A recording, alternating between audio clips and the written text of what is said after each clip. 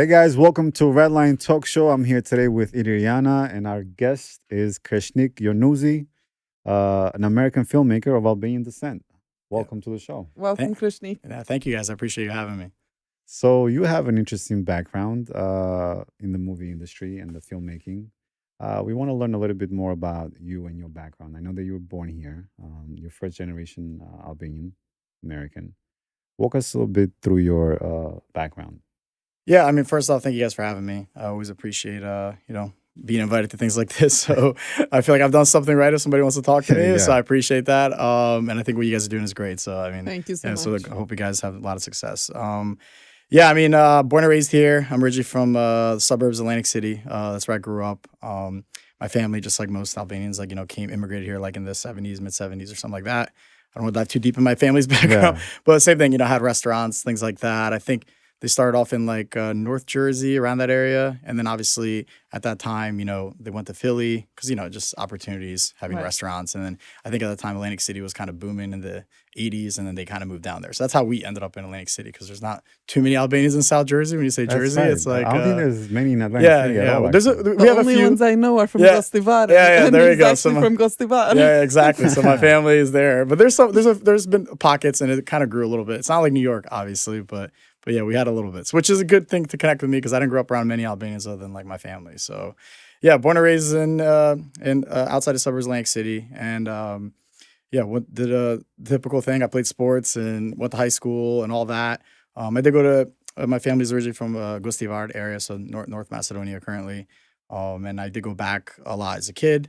But I kind of stopped a lot. Maybe I would say when I was kind of in high school, because playing sports and things like that. So I always was just life happens. Yeah, life happens. And I wasn't that close to be into the culture. I mean, of course I spoke the language at home, but I wasn't in the community or thinking I'm going to make films in Albania. At the time, I didn't think any of that stuff. So if anything, I was anti-Albanian at that time, because I don't think I knew how to balance my culture and being American and all that stuff, A lot of people are having difficulty finding that balance. Crisis, I call it. We can dive into that later, but I mean, of course. I mean, it's I think even today, it's gotten better, I think, for sure. You know, I don't want to show my age, but I'm definitely when I was growing up. We already took the last podcast. Oh yeah. Everyone knows our age. All right. So yeah, I'm 34 now, but obviously when I was when I was 18, 17, obviously it was a little bit more difficult. But yeah, I mean, I grew up there, and I kind of stopped going as much, and even staying connected to culture, other than talking to my family and things like that. And yeah, I knew I wanted to be a filmmaker from a really young age, which I'm very lucky to know that. And yeah, when I was let's talk about that for a second. So you studied at Lynn University in Florida, and that's when you discovered your passion about filmmaking. No, from childhood. Yeah, I mean, I think I knew I wanted to do it even when I was in high school, but I don't think I really just even growing up in an Albanian household. My parents are super supportive, which I appreciate, but I don't think they understood what filmmaking was there's a career there. They were supportive as in go to school, do things like that, but I think they were expecting doctor, lawyer, the more the typical thing. But I just think, it was when I was in high school that I was really I was making the highlight tape to my football team and things. That was when I was first learning. I had a media class, and then that's when I was just all right, this seems like something I want to do. So when I went to college, I didn't know where I wanted to be, and then going away to college was probably a big step in that, connecting it. So Did I went you to have Florida. someone in high school that kind of guided you towards that, or you just kind of it fell in your lap? A little bit. I mean, I think I just knew I think probably a creative in general, and I think it's just figuring out how you're gonna what outlet you have. And I think at the time, I would when I was younger, I would make a lot of videos, take my dad's camera, record things, edit with the tape. I didn't know what I was doing. I was just messing around. But I think I knew at that age I had see an outlet here. Right. And I think when I was in high school, we did have a media class, which, I had some teachers, and we were editing little commercials and morning news and kind of things like that. I think that was the first window. Exposure. Yeah. But I would say I didn't really start taking it professionally seriously until I was in college. So when I went, and in a sense, I kind of needed to like I said, it's not that I grew up in a toxic household or anything like that. I have very supportive parents, but I think even just that Albanian thing, I needed to leave it. Exactly. I needed to leave to and I know I'm an Albanian guy, so it was easier for me, but still, my parents would give me crap for wanting to leave. I grew up in New Jersey to go to Florida, so but I needed that, and I think not even so much for filmmaking, for me to like really grow up, and I think that was a really, really important time in my life. So like looking back, I'm very grateful that I did that. Like I'm happy that 18-year-old me was like, you should take this leap, because it is scary, you know, it's scary to do that and actually have that courage, because a lot of people, they don't even want to like face that challenge about trying to like stand up for themselves and it was do you focus mostly on editing or just the actual film recording? And well, I mean, I think we can dive deep into a lot. I mean, I think when you're younger, you just are kind of like I started with editing, and then you kind of slowly start learning about different positions and like shooting and things like that. Like if we're fast forward, like today, I'm mostly like directing and producing, so that's really mostly what I do. I can edit and obviously do other things like that, but that's really where my main I guess, you know, professionalism relies right there. Talk to us about your first movie that you directed, produced, filmed. Yeah, I mean, just to connect it quickly so I can get, because it's a big gap between college and like the first film. It's not like I was like, I'm gonna go make this movie. Like, I don't think I even understood that, you know. I mean, I went to college. That's when I got exposed to documentaries, and that's when I knew I wanted to make docs. And I think that was like really something that I really just enjoyed. I think a lot of it had to do like I really connected with people a lot and made people feel comfortable, and I think that I saw that as like a big skill set of mine. And I think in docs, you're dealing with real people, real lives. You're not dealing with actors, you know. Real it's like, how do you do it? Exactly. So that's where I learned. I did like a documentary class in college my first year, and that's kind of where I fell in love with it. And then I was obviously dabbling. I did some internships. I interned at CNN when I was in college. I came to New York for a summer. So I kind of just started creating like my network at that point, you know. And fast forward through college, I graduated. I did my master's there for a year, and at the time there was a presidential debate between Obama and Romney in 2012. And my school hosted the debate, so I stayed an extra year for that. Actually, we did like a little documentary about that, and then after that, I applied. What specifically documentary was it about? Elections? Yeah, it was about like our school like hosting it. It wasn't really just about the politics. It was more like this small school in Florida, like having to like got this debate, and it was just like all the media. So we were just like kind of exactly. So how they did it. So it was more of like an in-school, in-house thing. But I mean, that's why I stayed for a year, and I'm only connecting that because I think my first real like big break and opportunity like at that young age was when I worked for the NFL. So I think that was and I interned there, and I'm so grateful and lucky that I got that. How'd you get that position? Yeah, I mean, I really, it's not like I had any connections or anything like that. I mean, of course I built some network, and I, like I said, interned at CNN and did things like that, but that was just to kind of build my resume out. I just applied. Obviously I cold reached out. I was the kind of person that was annoying, and I emailed people and just said, hey, I'm Kreshnik, like here's my resume and this is what I like, blah, blah, blah. So I took a little bit of that, and I went up there. I did an interview, and this is I was 23, so I think 22, 23. No fear. No fear. Yep, straight there. Yeah, went, and then I got a call like maybe 2 weeks later, and I think it was the internship was that summer in 2013. Sorry, now I'm losing track of years. It's like 10. More than 10 years ago, 11 years ago now. And I got the internship, and I was like ecstatic. I mean, I played football when I was younger, and now I'm like combining these two like worlds together. Exactly. So, and then from there, like I interned for 3 months. I learned so much from the people there. I have to this day, I have mentors that I still speak to. So I mean, it's everything that led. So that would give that big summary. It's okay. But I mean, we know After my internship there, I got very lucky, and I got a job there as like an assistant producer, and I worked there for about 2-3 years.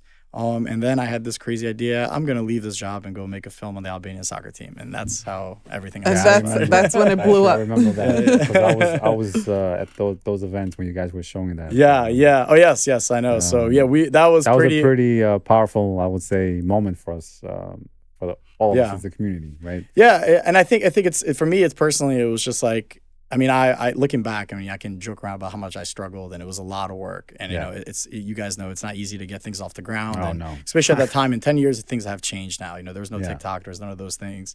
I didn't know. I wasn't tapped into the. So we're gonna stop a little bit there because I feel like that's such an incredible journey, and for you to be one of those first ones from here to go over there back home and just document that entire journey that the national team was going through, I think is amazing, right? And the way you did it, it was very emotional for even us here when we watched it. So I applaud you for that. Thank you. But I want you to tell us a little bit about the challenges of you doing that whole production. Yeah. I mean, how long is this interview? I got time. No, I mean, I'll try to summarize. I mean, first, I think I kind of like preface it with like the things I said earlier. Like I wasn't really connected, and I think at the time NFL Films is in Mount Laurel, New Jersey, so it's like close to Philadelphia. So I was living in Philadelphia at the time. And I was finding myself coming to New York a little, and I think I always just wanted to be in New York, you know, and I think that was part of it. And when I got the idea to do the film, I was kind of just like pitching it internally with like some of my sports contacts. I was working in sports filmmaking. You know, the NFL was known for doing like now there's so many things that do sports documentaries. At the time, they do the show called Hard Knocks, which is I remember Hard Knocks was big at the time. Yeah. So they do that. So I worked on that, and so I felt like I had the experience. And then my cousin Duftar is also in the film industry, so we kind of got together. So we kind of put a team together, and I had one of the cinematographers that worked at the NFL. He just left, and this guy named Charlie, and I got him on board. So I kind of created the team first, and I was almost like building my confidence of like, you know, I wasn't into soccer or anything. Yeah, I wasn't into soccer or anything. Like, I didn't know anything. I just think for me, it was just, I saw these players, and I didn't know Lorik Sana or anybody at the time. And I just saw these players. And, you know, for me, all these stories are always about people, and it's never about like the sport. It's about that. And I saw these players that were born and raised in other countries, like Switzerland, Germany, France, all these other places. And, you know, they went back to go play for Albania. And I think this was before they were good. I mean, we had the idea to do the film before, like, you know, they went to the Euros. So that was the coincidence, the timing that was perfect. Yeah, I mean, I knew about the team. Like, I think they beat like Portugal at the time, I think, and I heard about it. And I was still working at the NFL at the time, and we were like kind of like whispering to each other, like, "Oh, this would be cool to do a film." Like, it was just an idea. It wasn't like all of this literally started as just like we're. So what did you do? You just went there and said, "Hey, I want to like document you guys." I mean, it's a little, kind of, yeah. Well, what about the funding? Did you guys self-funded this whole project? Yeah, or? I mean, there's a lot of elements to it. I mean, first it was just genuinely an idea, and I wanted to do the traditional route of like, let me pitch this to like an ESPN, and I had like doors open, and I did, and pretty much everyone like shot it down, and for right reasons. I mean, there was just. These companies are looking for like things market. Exactly, something bigger.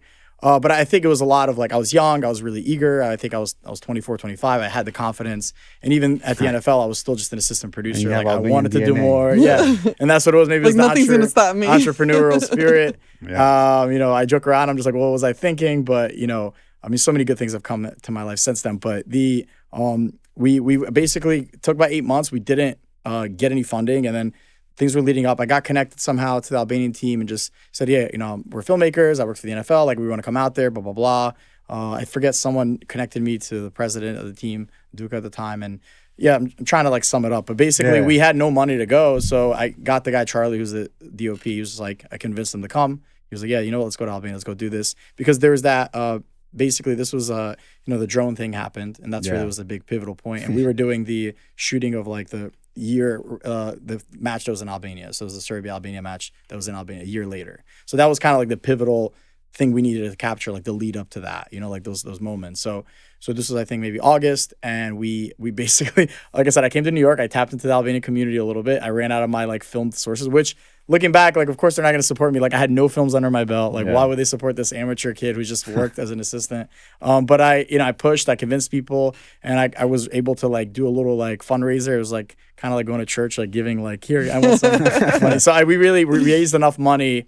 I'm so blessed. I think it was like Joe Diagardi helped us. Like, it was like a lot of people in the community at that time that like, and I'm so grateful for that. And we raised like not even a lot. I think it was like 10,000, like not a lot of money for making films. And it was just enough to like pay for like flights and hotels and stuff like that. But it was really just a combination of like some donations and like favors from professionals that were in the industry that I was able to work with. Yeah, we went out there, and then they allowed us, and that's a whole nother story when we were there. So how long did it take you to do the whole documentary? Yeah, I mean, from idea, I always like to say the idea to like when it was out to the public and counting festivals and everything. And I mean, it took about like 5 or 6 years, I think, in general. I mean, the film came out. The first time we showed the film was in 2017 here in New York. Lorik was here, and yeah, that was a pretty big moment. You know, obviously my first film, and yeah, so much has changed since then. You know, I'm working on my third film now, and I actually get funded, and like, it's of course it's a different situation. But I think a lot of it, struggles. Yeah. I mean, there's still a struggle. It's still a very tough industry and very competitive. But yeah, I mean, I'm very grateful. I mean, that film, to summarize it, I mean, there's a lot of like obviously like details I can explain if you guys are more curious and specific. But yeah, I mean, I'm still good friends with Lorik to this day. He was at my wedding, and I met my wife because of that film. Not she wasn't in the film. Like but she was in like I was going a lot over there, and if it wasn't for that going over there, I wouldn't have been able to. So you got your bride from so like from Europe. I look at things like exactly. I mean, I didn't think that was gonna happen at the time, but like I think I look at things in a very different way. It's interesting how the timeline works out. And I think my mentality has changed a lot too from when I was 25 and now I'm 34. It's like I used to. I mean, I'm happy I was so driven, but I think so driven that I was like willing to run through a wall where like now I still am that way, but I'm also like, I don't look at success as like a monetary thing or like, oh, I have this film where I'm going to go to Cannes or Sundance or whatever, which I'm very grateful that I'm even potentially in those positions. But I look at it as like just, there's good things that come out of things in different ways. The people I've met along the way, I probably wouldn't have even met you guys. So there's a lot of little things like that I think are very important. So the next film after that was Triumph, correct? Oh, no, Triumph was the first film. That was the first film. Yeah. I did another film, Belonging. I want to ask a question around that, though. What made you specifically go into that documentary at that time? Was it because the success that the national team was having and you thought that you want to capitalize that moment? And what specifically soccer? Because that came out of nowhere, actually, that whole documentary, right? And then the fact that you documented that, it's a very impressive. And I want to understand if it's timing or is it just coincidence? Was it luck that you just decided to go there and just... I mean, that's a really good question. I mean, I think it's a combination of a lot of things. It definitely was timing too. I mean, I think the way I make films is like, I don't... most of the films I've had are not really like archive based, which is like, you do an interview and then you kind of just like go back in time and get footage. Like I thought it was very important. I remember at the time we were deciding to make it, me and my cousin were kind of just like fighting over, should we do it? Should we not do it? It's a high risk. And I was just telling him like, well, these moments are just never going to happen again. And we have to like capture this and then we'll figure out what we do with it, But the actual story. Yeah, exactly. So, and I think we needed that because I think like, what is it stopping some guy who, maybe decides from like a BBC or something like that to go in, like they have the funding, they have the backing. Yeah. But like I knew like at the time I was like I can create the trust and the access, and I think that was the biggest key to it, and we did, and we were able to get that. And when we came back, we were able to like use this footage that was pivotal. Like we were there before they qualified. We didn't know that they were going to make it. Yeah. But we always knew like the story was never about that. Like if they qualified or didn't, it didn't matter. What mattered is about these like, people. The people coming from different countries all uniting together to play back for their origins. Exactly. Their and especially country. this team. I mean, this team was made up of players from all over the world. There wasn't even a Kosovo team at the time. This was, I think that came in like 2016. Yeah. So I think it was like, I looked at it as like, we've always been divided. And like this team represented us as a nation together, and I think that was the big key even to this day story. It does do that. Yeah, like a lot of us are from like my family's origins from North Macedonia, like yours is as well, and some people are from Kosovo, some are from Montenegro, some are from Greece, some so like and obviously some in America. Technically, because we're born here, we're from America. Yeah, we're American. But my point is, it's like we felt like this was the thing that brought us all together, and it was never about soccer. It was really or football. It was really just about like this unifying and showing the world. And maybe I'm just taking Lork's words from the film. It's just like you said, like this is like the first time in history that we were able to like show what we can do together as Albanians. And I think that was like a big key to it. And obviously as we keep going, I kept getting more and more inspired and pushing. And as difficult it was, to make it, I was just trying to focus on the people that really cared and mattered. And I think that was really what pushed us through. So yeah. If our team makes it to the World Cup here in America. Maybe you'll do another. Maybe I think I'm not gonna say I'll ever retire from like the sports making thing, but I mean, maybe we'll see. I think I'll definitely need more support. You already did the team. Maybe you should do like the fans because the fans are very interesting. Yes. I mean, they were a part of it too. Document the fans. We had crazy. We had Latifosa Kuchazi in some of the parts of the film, and they were super helpful. And we met a lot of people along the way, even if they. So obviously, not everyone could fit in the film, but there was a lot of people that helped us along the way. In Albania, in America, a lot of places. So we're always very grateful to those guys. On your second feature, Belonging, right? You focused on a complex issue of deportation. Walk us through that and what made you choose that topic? Yeah, I mean, I didn't think I was gonna make a second film. I didn't even think I was gonna make a first film, to be honest. Like I after that, it was like a weird time. He's gonna say that when he's on film number 10. Yeah, I know. I can see my gray hairs already. So I mean, I didn't think that I was gonna make a second or third or anything like that. I mean, it was a weird time after 2018. I mean, I left the NFL. I went and did this craziness, and I was still dealing with a lot of like back end on the Triumph stuff, like trying to get it distributed and all that, and festivals. But I mean, I think that was the big key is like Triumph led me to do the film to let me do Belonging. I was on the festival trail. I got very lucky to get into a lot of big festivals with Triumph, which I got to meet a lot of producers, and I think that's when I really learned how independent filmmaking is made and funded and supported, and that was like my real first, I guess. I kind of like to say like that was like my Triumph was like my film school almost. And yeah, I met a producer out in Iceland. We're really good friends, and we were just friends in the beginning, and kind of just we stayed in touch, and I don't know. I mean, the idea was interesting. I watched some films, and I really wanted to make this like intimate film about a family having to really like deal with like I guess I would say like in a sense like an identity thing, and I think that was me personally. I wanted to like make a fiction film almost like about a kid who was maybe born in the States and had to like go to Albania the first time, and now he's dealing with the culture shock. And so that was the idea I always had. I didn't think it was gonna be a documentary. I didn't think it was gonna be about deportation. I didn't think about any of that. And I think at the time during 2018, there was a lot of the deportations happening, the no tolerance. Yeah. It was obviously a lot more in the news wasn't Albanians, but I was just being Albanian. I was just curious if there was anything out there. And I found this family, the Pukri family, who I'm forever like indebted to and grateful for allowing me like in their home and the trust that they provided me and my team. And yeah, I mean, I saw this kid, Michael, and he had a sister, Angela, who was 12. And, it just like felt like it was like calling me. I was like, I need to like go do this. And then this guy, Saivar in Iceland, I kind of told him about the project. And he was like, hey, maybe this is something we can do together. And yeah, and I went out I've never been to Skolder before. I went out there. I reached out to them. They were kind of ignoring me, which I don't blame them. I'm very annoying. That's part of being a filmmaker, to be a little annoying.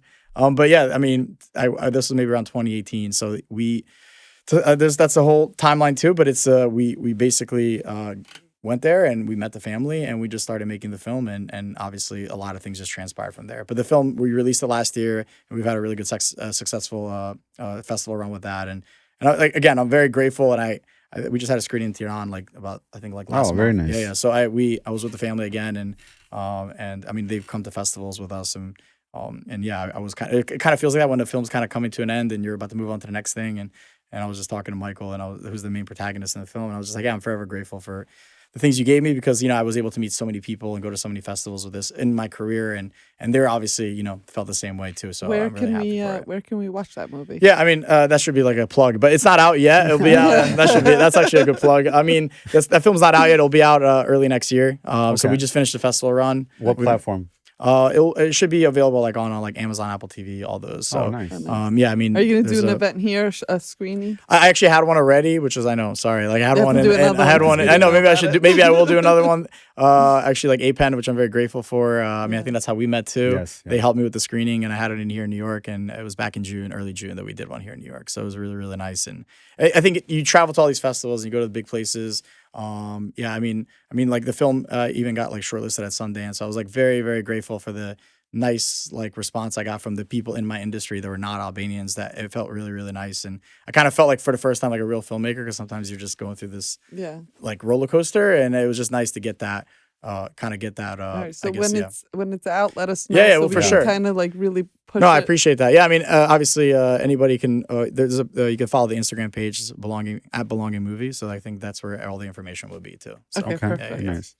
So you were recognized in DOC's New York City's 40 Under 40 for your impact in documentary films. Yeah. Tell us a little bit about that. I mean, that's pretty impressive. Yeah, I mean, that just happened, and I mean, again, I don't mean it sounds so like be repetitive, but like I feel like that is just like a combination of everything, and like from stuff I was talking about, from working at the NFL and interning, and then doing Triumph, and then doing Belonging, and I think that was just something that it's to be recognized amongst like my peers, like here in New York City as filmmakers. I was very, very grateful to even be recognized by them. I'm glad that people know that I'm under 40 too. That's an exciting thing too. It is. Even though I feel like I'm getting older, but no, I mean the team at DOC NYC. I mean, I'm so grateful for them to recognize me and my career, and to think that I'm worthy of that, because there's obviously thousands of filmmakers out there that don't get that recognition, that deserve it too, and for me to be recognized, I'm very grateful for that. So I was surprised that I got recommended, and when I got the news, I was actually at an airport with my wife, about to go to Greece for our 1 year late honeymoon. And I was very I was very excited. Yeah, it just felt like a really good like boost because sometimes you do feel like, why am I doing this? Maybe I should change careers, like, to get something more stable. There's instability. But I feel like there's always some little spark that happens that motivates you. And I think this was one of those things that really pushed me. So yeah, I'm very, very grateful for it. You're in the beginning stages of documenting and producing another movie. Yeah, yeah. Can you tell us just a little sneak peek about what it's about? Yeah, I What's mean, the it's next I mean, project it's about? not so much in the beginning phases. It's more in the beginning phases of it, like kind of being out there. I mean, yeah, I mean, during the same time during 2020, I was grateful to be able to work on another project on the civil rights lawyer out in Texas. And same thing. I mean, I reached out, and I never thought, like, you look at my backtrack starting from working in sports to now, documenting a big civil rights lawyer in the U.S. And yeah, I mean, it was very, very lucky to be able to get that access and follow them during that journey and really understand like what they go through and being able to get that trust from them. And I think from that, his team is So, very, very, very yeah, I great. mean, that's interesting. What made you focus on that, a civil rights lawyer Yeah, I specifically? mean, like again, I don't think I've really had like I would say like a genre, I mean, like obviously my background's in sports. I think for me, it's always about people, no matter what kind of people they are. I mean, I think for me, it was just like, here's a job that maybe a lot of people don't understand. And, obviously when you get in there and you start really seeing the dynamics of like, it's really not like this big team. You see them on CNN and, advocating for these families and trying to fight for justice. But then you kind of like, when you peel back the layers, it's just a guy who's just dealing with his own mental trauma and having to take on a lot of other people's like like mental health and things like that. Like I think that was the biggest thing for me.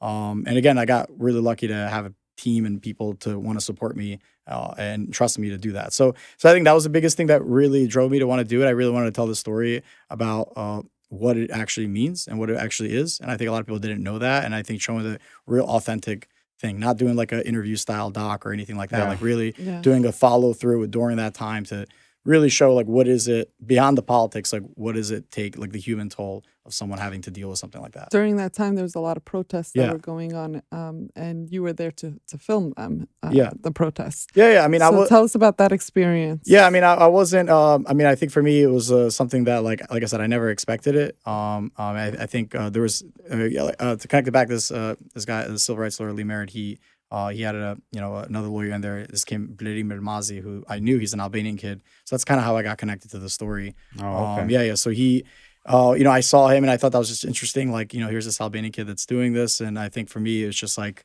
I don't like to view it as like through my lens. Like I think for me, it was more like, I'm going to take some words off of like Lee, who says it in the film. It's just like sometimes I asked him like, why do you do this? Like, why do you take on all this like stress? And when you don't, in this industry that feels like so hopeless sometimes. And he says like, these families, like they have to do this. Like I can choose to do this, and I think that's the same way I feel with my filmmaking and my ability in any story that I tell. I just think like I want to be just like a mirror and like not be very objective, not be subjective in the thing, and not like come in there with an open mind and learn as I'm kind of shooting.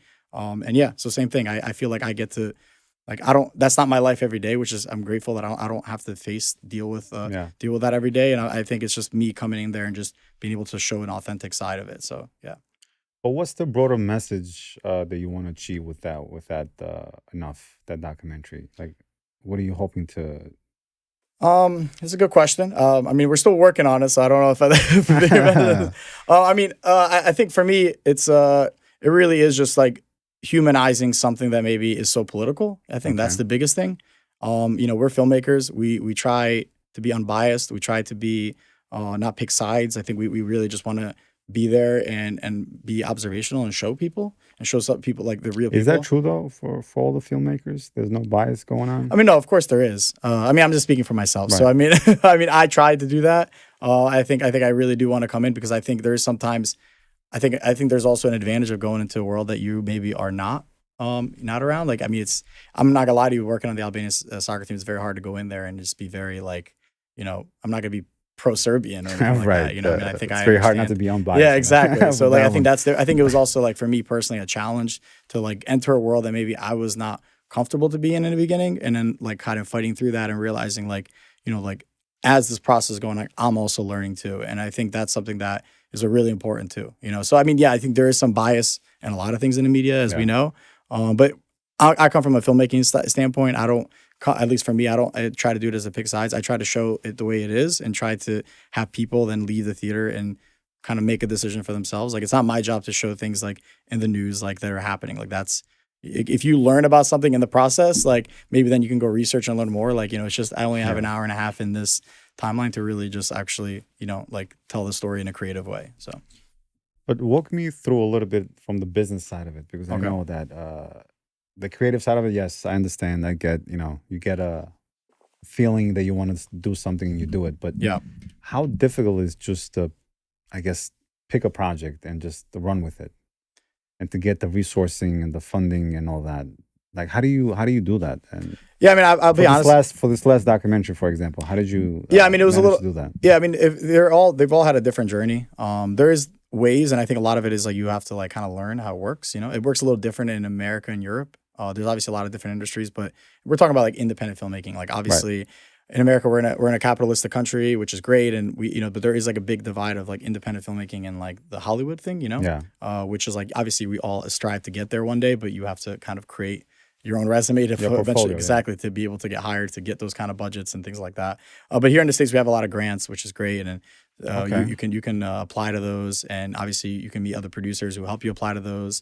There's sales agents, kind of like, it's almost like a real estate agent for films, and over time when you're in these markets and festivals and you're traveling, you start meeting a lot of people, you start really getting to know how the industry works, and I think over time you start learning. So a little bit of that is that, like, we were able to get some support just from meeting the right producers and people like that who were interested in the story and maybe trusted us as filmmakers. And I had enough street cred at the time, I guess, to like get a little bit of support. I mean, I'm still learning and I'm still growing and I'm still kind of learning that. In Europe, it's a little bit different. I feel like there's a little bit, so in Europe, there's like government funds, which we don't have that here. Right. So for example, with Belonging, we were able to fund it with the Icelandic Film Center, which is like the government. So every country, for the most part, has like a film center. Even in Kosovo and Albania, they have a budget that they put aside.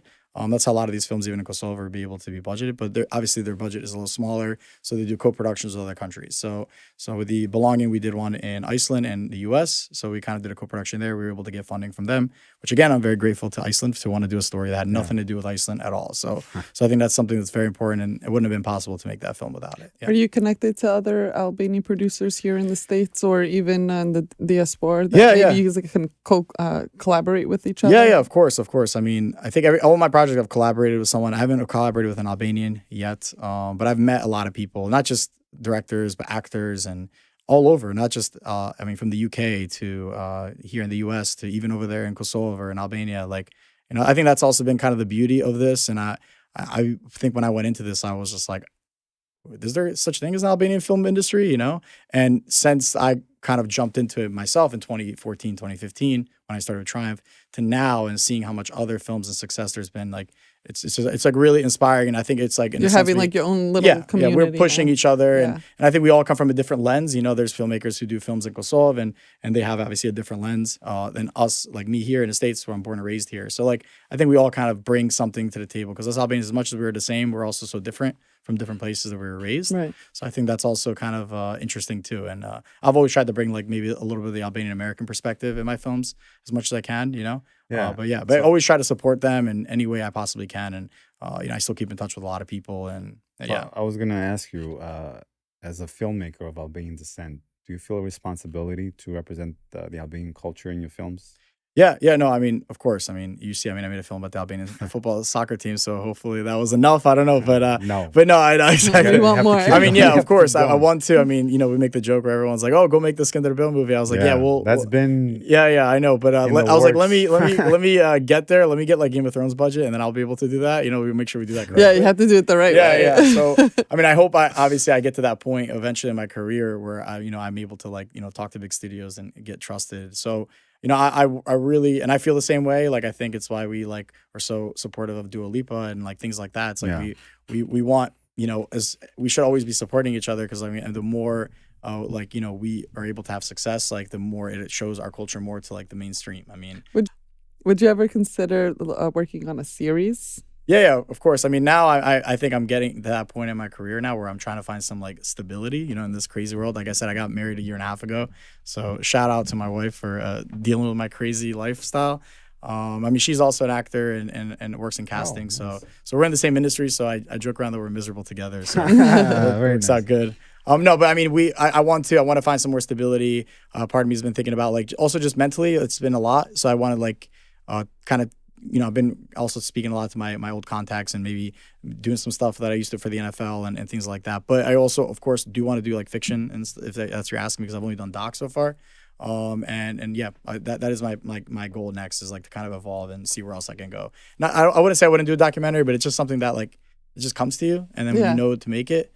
So I do have some stories that like I have never like obviously done a fiction film, but like that I want to kind of go into. So it could be a series, it could be a feature. What about a movie? But it would be something. Exactly, like a real movie. So that's what I mean. Yeah. So I mean that's where I want to go next eventually. I'm not saying it's going to be like back to back to back like how I've been doing.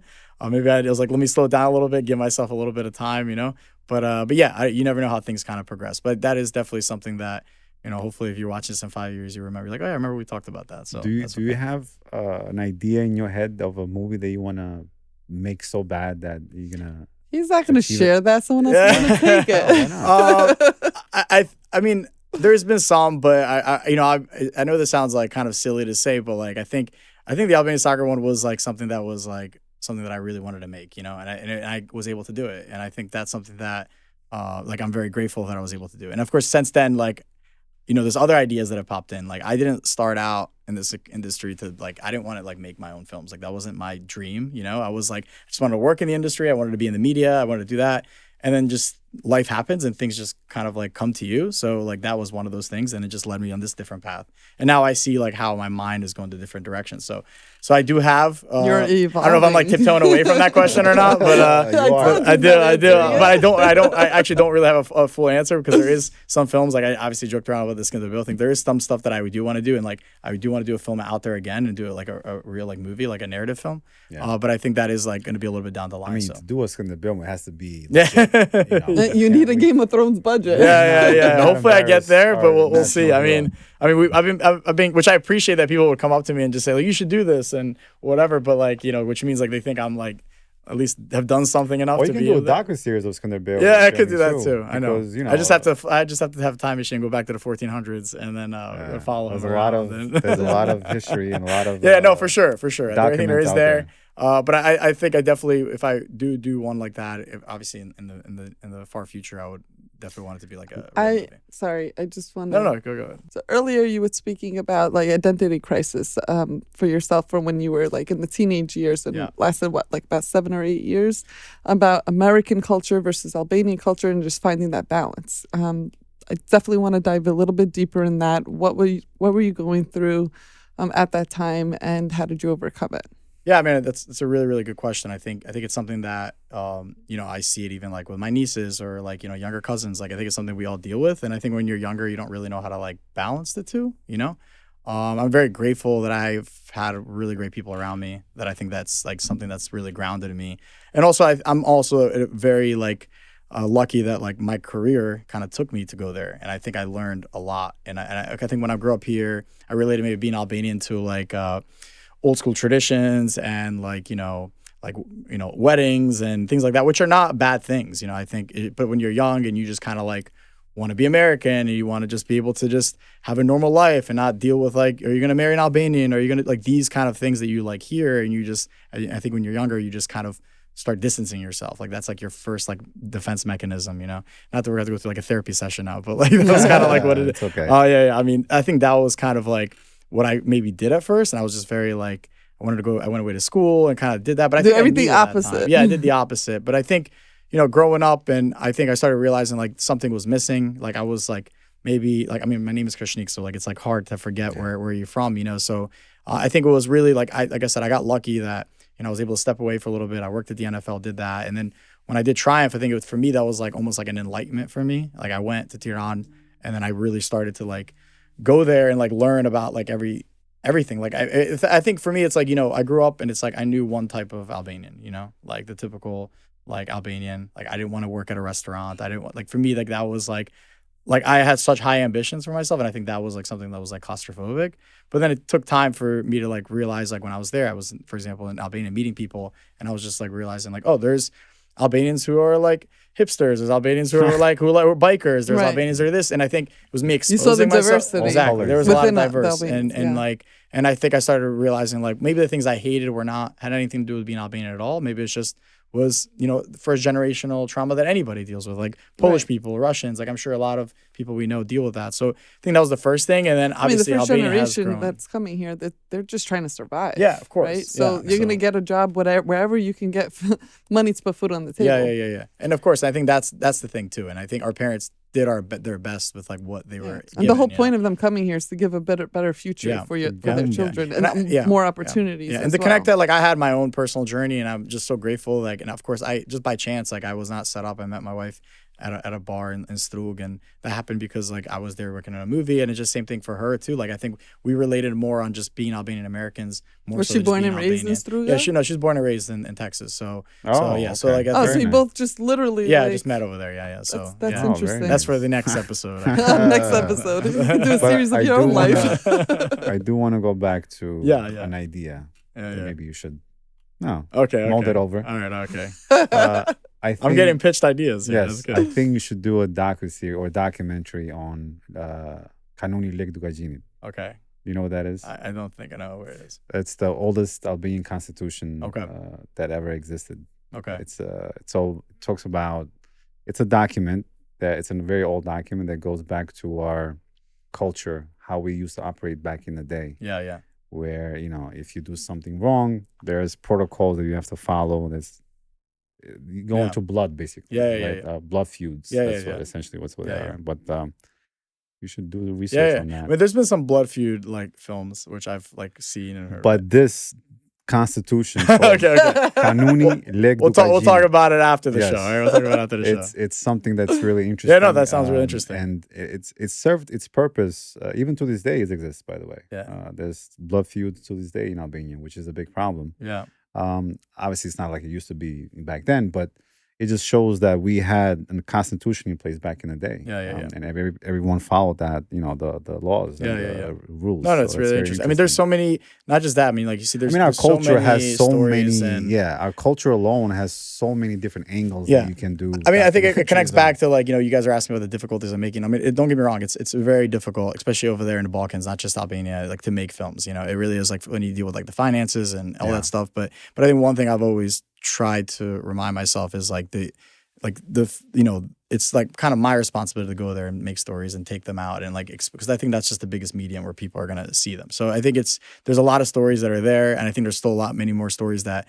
haven't been told that are so important, and even stories that have been told, like, you know, can always be told and different. Exactly. Right. And I think I had a really good filmmaker friend, and he's actually Albanian as well, and he I think at the time, I don't remember exactly what project I was talking about, but I kind of shot it down myself, and I was just like, but you know, there's already been films made about this. I said some comment like that, and he said, yeah, but he's like, you know how many films have been made about so many different things? It's not about what it's about. It's about how you make it. Quality also. It's about your vision. Even just going into the angle of dealing, like we're both from North Macedonia, and our grandfathers and you know, living under the communist time, under the Yugoslavian time, and then how they, you know, had this like desire to, you know, keep the traditions of being Albanian and the language. That's a whole other story. Which and is then trying to get to America from that point too. Immigrant story. Yeah, and to segue it like back to like, not to sidetrack it, because I like the pitch. It was good. But but like segue back when you were talking about like the identity crisis. I mean,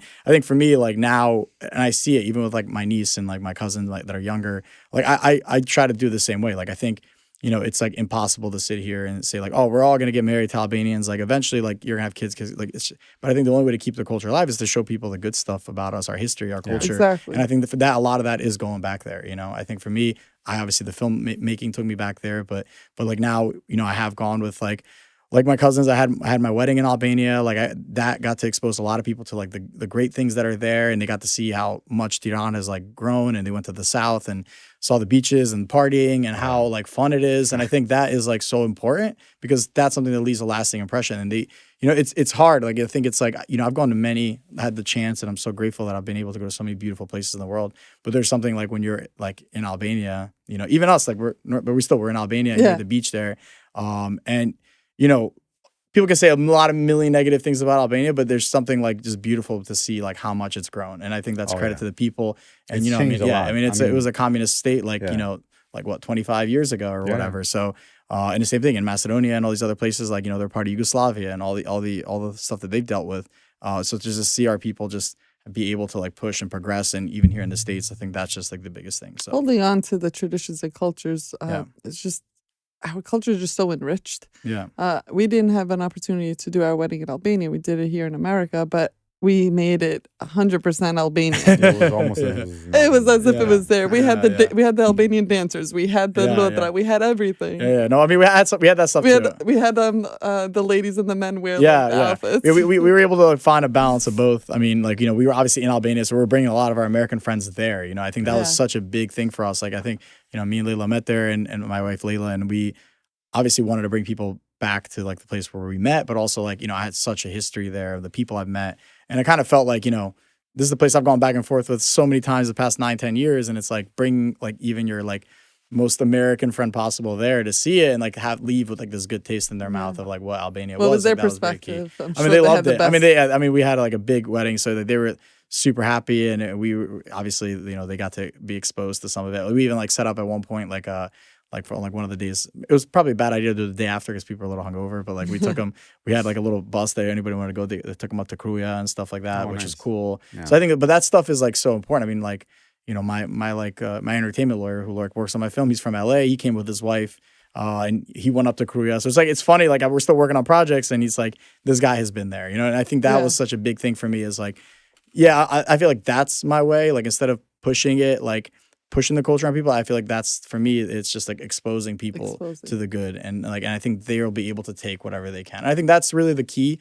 I'm not like an expert on this. Like I said, I'm not a therapist, but I think everyone deals with their own emotions differently. But I think for me, it was that like exposing people to like the beauty and like the culture. And I think that's the biggest takeaway. So it's just going there and seeing that there's a real life there and a real, like economy and a real like people that actually enjoy living there. It's not like what it used to be. Things have changed. It's not old school or anything like that. Would you do TV shows or reality TV? Yeah, I'm not. I mean, I'll do everything, Irvin. I'll do it all. But no, I mean, because I have a lot of ideas when it comes to I mean, I'm obviously open to a lot of things, and I think my dream would be just to have a combination of stuff. I think you don't really know where this career takes you. You kind of just like things kind of sometimes end up leading your way. And for me, it ended up being just doing feature documentaries independently. And I've met a lot of people along the way, but I still have contacts in the sports series world and things like that. So I don't know what's next, but I'm really excited and to see what happens. So maybe some of them might be your idea. I'm not sure. So we'll see. What advice would you give to a young filmmaker? The advice question it always comes at the end. We have that's the wrap up. That's the wrap up question. I mean, I always joke around about like the first joke is like, oh, don't do it. But no, I mean, it's not that. I mean, the advice like I would really give is like two things. One, it's like your like your network, like your network is your net worth. I feel like that's really important. And I think sometimes never just assume, like try to like want to take things out of people. Like I think you have to make genuine connections and relationships with people. And I think people then in turn will, when they get to know you, then they will want to help you. I don't think it's like, I'm going to go and just meet all these producers to pitch on projects. Like I think you have to genuinely be like just a good, honest person. And I think eventually people will want to be around you and see that. And I think eventually then those people will want to work with you. I mean, I think the Iceland guy is the perfect example. Like, we were friends and I didn't go into that thinking like I'm going to get something out of it. Like we were just generally friends. I think that's what I wanted. I just wanted to get like friendship. I think that really mattered, and eventually that led to a project, which is something that's like, was beautiful and was able to help me next step in my career. So my biggest advice is like, just, network. Like that is so important. And if people sometimes say like, well, I don't know where to go. Well, then just, find the community, there's a local like filmmaking group, or go to your local festival, or if you have the means, like travel to a Sundance or something like that, go there, try to meet people. Don't, we're all a small community, just how we are in Albania. It's like it's really hard to like, filmmaking is the same exact way. I mean, people, you'll be surprised like how much people actually generally want to help or hear your story, or like everyone has a different perspective. And they're all secondly, struggling, right? yeah, They're all struggling, trying to get to the same end goal. yeah, So for you sure, help for each sure. other And out. secondly, I think this advice I only give because like it's something I wish I could give myself like 10 years ago. But it's just like don't like the journey is the most important part, not the destination of like of whatever the film is. I like that. Yeah, because I think that is something like I used to be so used to, which is good. It's good to be driven. Be like, well, I'm gonna make this film and it's gonna be on Netflix or whatever. I'm gonna like, and you're working, you're working, you're working, and that's good to have goals. I think goals are important to drive you forward. But I think it's like we forget in those times like to just enjoy the moment. And I think these are the most important things, like the people we meet along the way, how they shape us and how we grow. And I struggle with that too sometimes. I mean, we all do, but I think it's just having good people around you that remind you. I think that's the key. I mean, my wife is, one perfect example. Like that's why I married her. I mean, she's someone who is very opposite of me. Like now she's very chill and very like plugging in his wife. Yeah, I know. Every I chance he I'm gets. trying my best. Very good. I feel Shout like out, every so- couple has the shout one who out. speaks fast. And the one But no, who I mean, speaks slow. all joking aside, I mean, that's what it is. And I have amazing friends. And I think that's really the key is like finding that balance that like brings you there and the balance is important. Like my life, I'm a filmmaker, but that's not the only thing about me. I think there's a lot of other aspects about me. Like, like I'm Albanian, like I'm a son, I'm a husband now, I'm a this, like, so it's like, I try to take all those like titles, like, and make sure like, as a big responsibility. And I think a lot of that also takes like just for you to be around. Like I appreciate that I'm here. I appreciate that I'm alive and healthy and people around me are pretty much healthy. And even when bad things happen, I just think I'm a big believer that like, everything does happen for a reason. And it's really perspective and how you deal with those things. So those are my two main advices. I mean, like I'm still, and also most importantly, I'm still learning, like I'm not a made person. Well, we all learn, not right? that. Yeah. And I think that's the biggest key. I appreciate like being here and you guys having me here, but at the same time, like, I'm not finished yet. So that's how I see it. Oh, we're going to have you back. I'm excited to see what's next coming from you because I think you're very talented and I've seen that. your work before. And again, to me, that's inspiring, right? And I think you're doing a great job. So we're going to support you as much as, I really appreciate that. And you guys too. So I wish you the best with everything. Thank you. But thank you for being here. It was a pleasure. Yeah, and pleasure having we'll you. stay in touch. Yeah, for sure. Thank you. guys. Thank you.